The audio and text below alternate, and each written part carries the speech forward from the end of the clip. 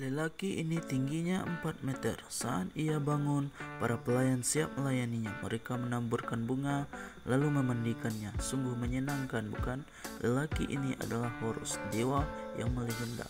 Ia akan bertarung menghadapi dewa-dewa lain untuk memimpin rakyatnya. Diceritakan hari itu, Horus akan diangkat menjadi raja. Namun saat sang ayah hampir memahkotainya, tiba-tiba Set pamannya membawa pasukan perang untuk datang dan mengancam. Set langsung menusuk saudaranya sendiri.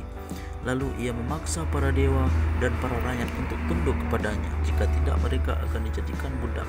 Horus yang marah segera menyatakan perang. Namun Set sudah mengatur semuanya. Tameng tentara Set memantulkan sinar dan mengacaukan penglihatan Horus. Horus yang silau akhirnya salah menyerang. Maka Horus segera berubah menjadi dewa. Melihat itu, Set tidak mau kalah. Kedua dewa itu bertarung di langit dan menghantam bumi. Tentara Set memakai tamengnya untuk menyerang Horus dengan pantulan sinar matahari. Horus pun silau. Set lalu menyerang Horus dengan mengubah wujud manusia, lalu mencongkel matanya karena itu adalah sumber kekuatan Horus. Sekali Horus kehilangan matanya, ia tidak berdaya. Set lalu mengangkat tongkatnya dan siap menikam Horus dengan hal yang sama. Dewi cinta harta mengorbankan dirinya demi keselamatan Horus. Horus kemudian dimakamkan raja terdahulu. Sejak itu ia tidak merasakan dunia luar dan Set bertahta dan semaunya. Tentu saja Set sewenang-wenang. Ia merintahkan pembangunan tanpa henti. Karena itu ia membangun menara yang memamerkan kekuatannya. Di bawah kekuatan Set, sebagian rakyat besar dijadikan budak yang tidak bebas dan sengsara. Di bawah pemerintahan Set itu, seorang pencuri bernama Bek tak mau menyerah pada takdir. Suatu malam ia menyelinap dalam kereta yang penuh barang antik lalu mengikutinya ke gudang emas. Tapi tujuannya kali ini bukan untuk mencuri harta, melainkan untuk mengambil mata Horus atau biasa disebut Eiffel.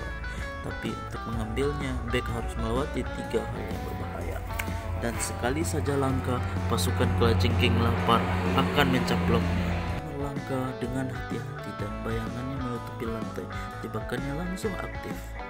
Jadi ia mengangkat obor ke atas kepala agar bayangannya kecil. Dan Bek pun sukses melewati jebakan pertama. Kini jebakan kedua. Barisan patung dengan pedang terhunus siap menghabisi Bek. Untungnya Bek bergerak tepat waktu dan lolos dari kematian. Lalu jebakan ketiga, lantai gudang satu persatu runtuh. Bek pun sekuat tenaga berlari dan melompat. Akhirnya di detik berhasil meraih mata Horus. Namun saat sampai menemui kekasihnya, pasukan Set menyepungnya.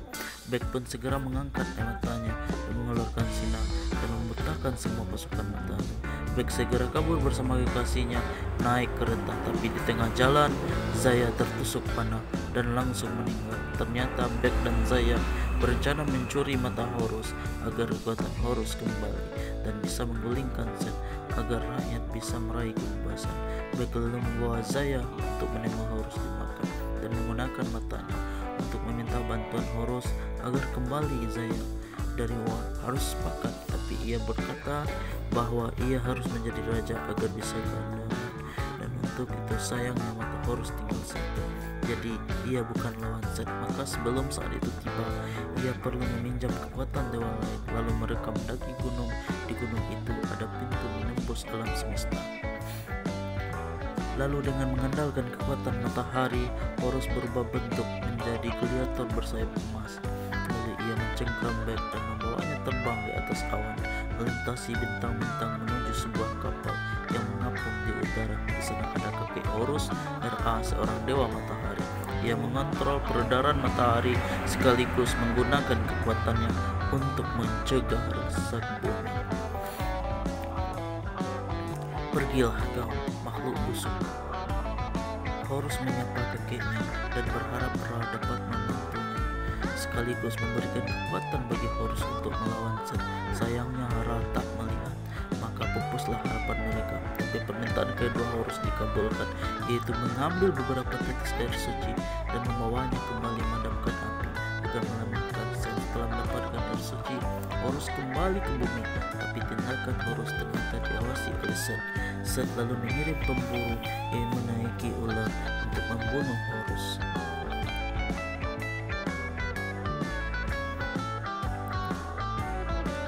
Saat Horus melihat ular tersebut, ia mulai melemah dan segera melarikan diri, namun jalannya buntu.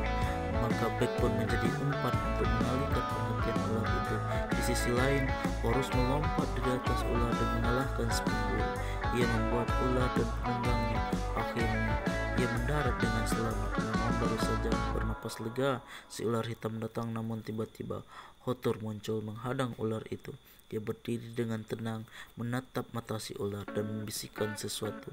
Ular besar tiba-tiba membelot dan menyemburkan api dan membakar dirinya sendiri.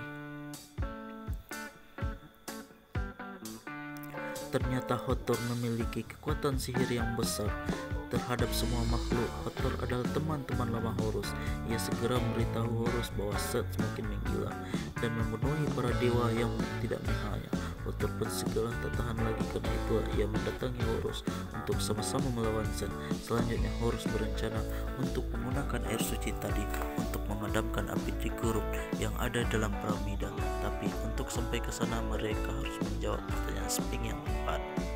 Maka mereka segera menemui Thon, seorang dewa kebijaksanaan yang memiliki akal yang tepat. Setelah berhasil membujuk Thon mau setelah segera kembali menuju piramida itu. Hai para penyeluduk, jawablah pertanyaanku kalau kalian tidak akan mati.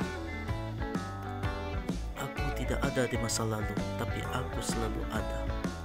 Tak ada yang pernah melihatku, tapi aku ada. Aku juga dikejar semua orang, jadi apakah aku? Pertama Horus menjawab peraturan, tapi ternyata salah. Lalu kemurnian masih juga salah. Sphinx pun menjawab semakin brutal. Harusnya Horus hampir tidak terakhir menjawab besok. Siap. Setelah berhasil, Horus segera menuju api gurun sambil memegang air suci. Namun tiba-tiba ia terjebak dalam perangkap Seth. Ternyata Seth sudah menantikan kedatangan mereka, lalu mengambil otak dan menumpahkan air suci milik Horus dan berkata pada Beck bahwa Horus hanyalah murid, karena tidak mungkin Horus menjadi raja apalagi menyelamatkan rakyat dari kematian, dan Zaya tidak akan pernah bisa kembali. Setelah itu Seth pun segera pergi. Di sisi lain Horus harus berjuang agar tidak terjepit sampai mati. Maka setelah Seth pergi, Horus segera menghancurkan perangkap itu dengan batu yang menyelamatkan semua orang dari runtuhan. Kini Beck yang tahu ia akan ditipu dan merasa sakit hati karena Zaya bukan hanya tidak bisa diselamatkan. Karena itu ia tidak punya harta lain, tapi ia juga kehilangan kesempatan. Melihat itu Hathor pun tersentuh. Lagi pula ia ingin membalas Seth. Hathor kemudian memanggil Anubis, dewa yang memutuskan memberi hadiah untuk Zaya. Gelang berharga di tangan Hathor setidaknya akan membantu Zaya. Diceritakan ada banyak jiwa yang mengantar untuk reinkarnasi, tapi standar reinkarnasi bukanlah perbuatan baik dan buruk, melainkan tingkat kaya dan miskin. Diperlihatkan orang kaya tengah memberikan, ia diizinkan untuk hidup selamanya. Aku akan hidup selamanya. Sedangkan wanita di belakangnya, ia hanya memberikan sebuah cincin. Detik itu juga ia hancur menjadi abu. Ia tidak akan pernah bisa kembali. Inilah tiba giliran Zaya. Untuk apa yang diberikan, Zaya pun menangis. Saat itu juga Beck muncul dan membawanya memiliki gelang Hathor. Hal itu membantu Zaya mendapatkan kesempatan. Namun tiba-tiba pintu Handawa rusak. Alam arwah itu telah disupi kekuatan misterius. Ternyata Seth ingin menjadi lebih kuat dengan memakai otak Thor, hati Osiris, dan mata Horus. Ia akan menjadi dewa terkuat. Bahkan Seth juga memperdaya ayahnya sendiri, Ra, lalu mencuri tongkat Ra dan menggunakan kesempatan itu untuk membebaskan cacing raksasa.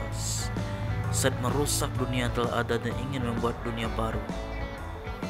Dalam situasi genting itu, Horus menjadi satu-satunya harapan. Maka ia dan Beck segera menuju mendarat tinggi dan berpegangan pada gambar timbul. Mereka akhirnya mendaki sampai puncak, dan sampai di puncak Seth sedang berdiri untuk menuntut cacing. Melihat itu, Horus pun segera ke sana dan menghentikan. Tapi jelaslah, bukanlah Horus tandingan. Kau masih bukan lawanku, memang, tapi aku hanya pancingan. Beck muncul tepat waktu dan menyelamatkan Horus, tapi dia diserang oleh Seth yang berubah wujud.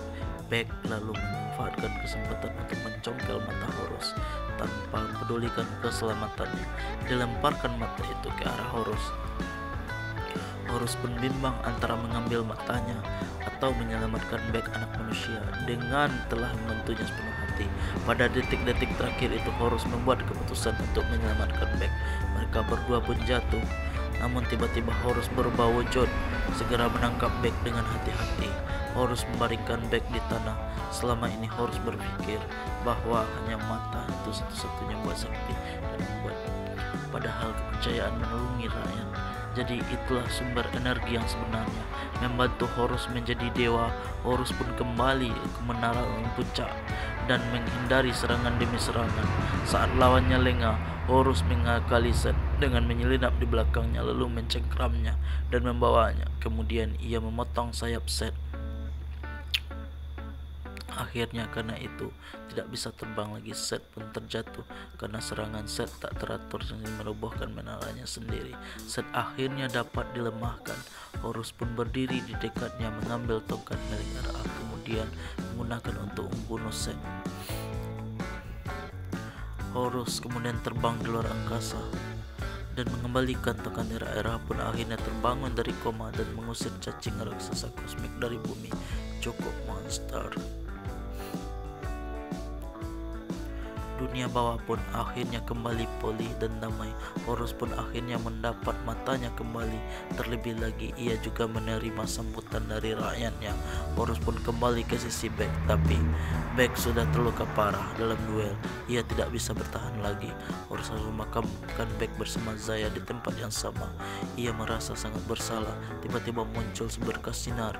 Ternyata Ra datang. Ia ingin memberikan kekuatannya, tapi Horus tidak membutuhkan apa-apa saat ini. Karena ini hanya berharap Beck dan Zaya bisa hidup kembali. Ra pun setuju Beck dan Zaya akhirnya hidup kembali. Dan Horus dengan persetujuan rakyat Mesir kuno, ia menjadi raja Mesir kuno.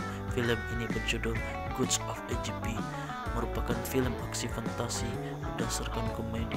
Dikabarkan biayanya pembuatan film mencapai 1,5 miliar dolar Amerika Serikat. Biaya ini tampaknya terlalu besar jika dibandingkan dengan efek film ini karena yang terkesan biasa-biasa saja, apalagi dibandingkan dengan kecantikan dan ketampanan dari para pemainnya. Meski begitu, film ini tetap bagus. Untuk kalian yang suka menikmati film ini, itulah ulasan film kali ini. Jangan lupa like, comment, dan subscribe.